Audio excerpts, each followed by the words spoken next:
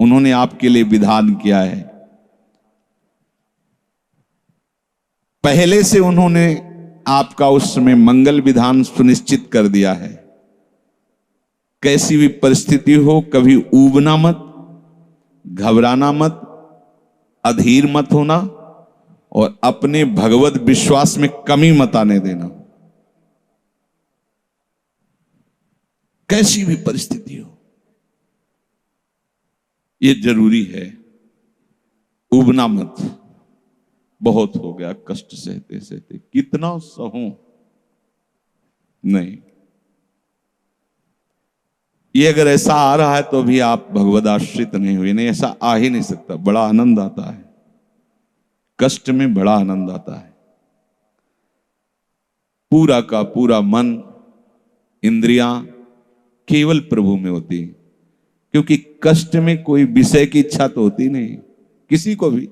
भारी पीड़ा है तो सब उसी में होती। जिसने अभ्यास किया है भगवत चिंतन का, आश्रय है प्रभु का, तो कष्ट में भाग के कहां जाएगा? उसी में तो एकदम तन्मय हो जाता है मन, इंद्रिया। आज जो आप भागवती का अभ्यास करते हो तो आपको पूर्वाभ्यास परेशान करता है ना, विषय चिंतन। और जिसने पूर्व में खूब भजन किया है तो आज विषयों के बीच में भी हो तो उसका भजन कैसे रुक जाएगा? सोचो जरा। आज आप खूब भजन की चेष्टा कर रहे हो, पर पूर्वाभ्यास आपको विघ्न पहुंचा रहा है ना। ऐसे ही यदि आपने भजन का अभ्यास किया तो वर्तमान में कैसी भी दुखद विषयमयी कैसी भी परिस्थिति हो, वो कैसे रुक जाएगा? जब असद अभ्यास सत अभ्यास के बीच में प्रकट हो रहा है तो सत अभ्यास असत की सत्ता कैसे रहने देगा? इसीलिए जो भजन परायण जन होते, भारी से भारी विषम परिस्थिति में भी हर समय भजन करना नहीं होता, भजन नृत्य करता है, वो निहाल हो जाता है। सुख किसे कहते तब आप जानेंगे, सुख का परिचय तब आप जानेंगे जब इतना भरोसा हो कि कैसी भी परिस्थिति हो, उबना नहीं, घबराना नहीं, अधीर मत होना और विश्वास में कमी मत आने देना। यार कब तक भोगूं, कब तक? ऐसे लोग हैं उद्दंडता करते हैं, पाप करते हैं, उनको बुखार भी नहीं होता। भजन में लगे लोगों को देखो कितना कष्ट। ये क्या है प्रभु? कम से कम उनका शरीर स्वस्थ रखो तो आपका यश गा रहे भजन।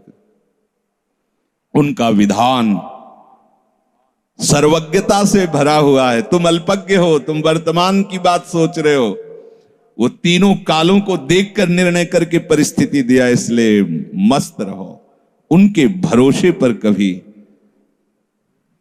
कई बार चर्चा की है प्रताप राय जी की, बचपन से भजन परायण थे,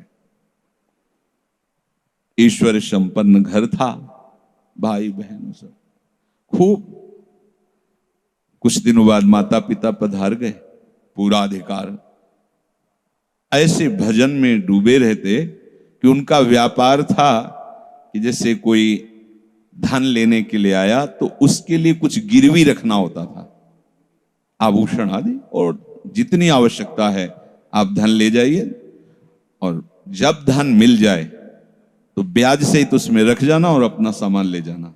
एक बक्सा रखा रहता था और वो आप माला लिए हर समय भजन करते रहे। बड़े वास्तविक आंतरिक वृत्ति से प्रभु में लगे थे। पर उनकी कुल परंपरा का यह व्यापार था।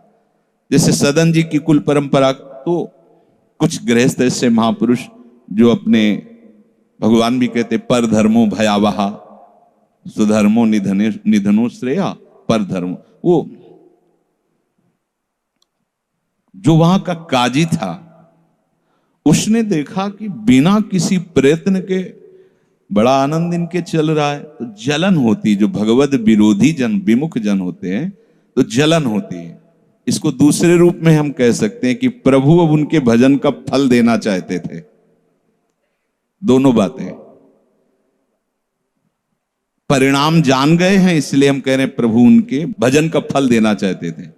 और वो वर्तमान से देखो तो वो द्रोही थे, भगवत द्रोही जन।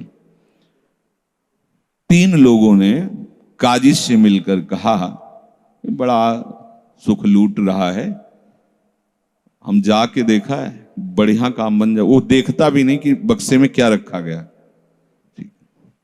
तो कुछ कंकड़ ऐसे झोली में, पहले थैली टाइप की झोली होती, गए, प्रणाम किया और कहा हमें 10,000 रुपए की आवश्यकता है, यहां लिखो दस्तखत, तारीख, दिन, और चेक भी नहीं कर। वो इतने विश्वास परायण भक्त थे, अभी तक ऐसा कुछ हुआ भी नहीं था।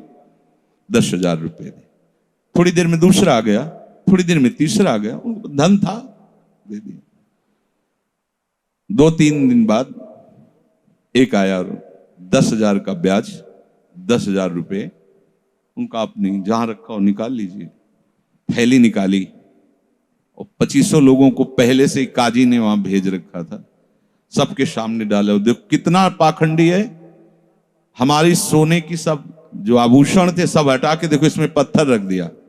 और हो तले दूसरा आ गया, प्रताप राय जी आपसे ये 10,000 रुपए, ये आपका ब्याज का पैसा। उसे अरे हाँ मेरे भी स्वर्ण। तीसरा, फिर अब तो जितने गांव वाले थे जो श्रद्धा करते थे कि भक्त है, बड़ा उनका सम्मान था, सब उनके मुंह पे निंदा करने लगे। तिलक लगाए बैठे हो, कंठी बांधे हो, नाम जप करते, तुम्हें शर्म नहीं आती? तभी हम लोग सोचते थे कि कुछ करते हो, नहीं इतना माला माल हो रहे हो, ऐसी बेईमानी तुम करते हो। काजी आ गया, उसने कहा तुम रिपोर्ट लिखाओ। रिपोर्ट लिखाई गई, बादशाह के पास रिपोर्ट पहुंचाया गई। उन्होंने कहा ऐसे पाखंडी को बंदी बना लिया जाए और सारी संपत्ति जब्त कर ली जाए।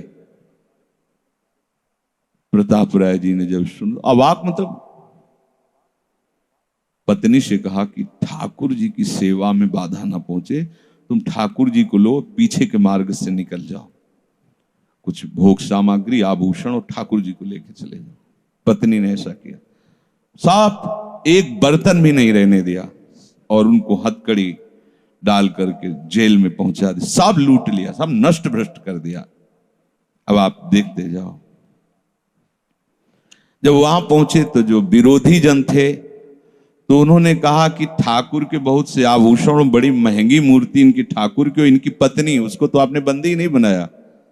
सरकारी सैनिकों ने खोज की तो अपने मायके चली गई थी, वहां से उनको बंदी बनाया। ठाकुर जी को ला करके जहां धन का स्टॉक था वहां रख दिया, आभूषण सब उनके, दोनों को एक जगह हथकड़ी बेड़ी डाल के वो ठाकुर जी से एकांत में जेल में कहने लगे कि ये सब लीला तो हमें बर्दाश्त है, लेकिन आप जो हमारे प्राणनाथ हैं, आपको बंद कर दिया गया, भोग नहीं लगेगा, आरती नहीं होगी, आपको शयन नहीं करे, ये हमसे बर्दाश्त नहीं होता। प्राण हमारे ले लो, हम आपकी सेवा के बिना नहीं रह सकते। मुझे ये जो कुछ किया इस तो बर्दाश्त है, पर आप हमारे पास नहीं, आपकी सेवा नहीं, और जीवन भर कुल परंपरा से आपकी सेवा होती, नाथ ये मुझसे बर्दाश्त नहीं होता। बिकल होकर के रोए, तो वही गलबैया दिए प्रिया प्रीतम जेल में ही प्रकट हो गए, निहाल कर दिया। आगे जो बड़ा चरित्र है, हम ये बताना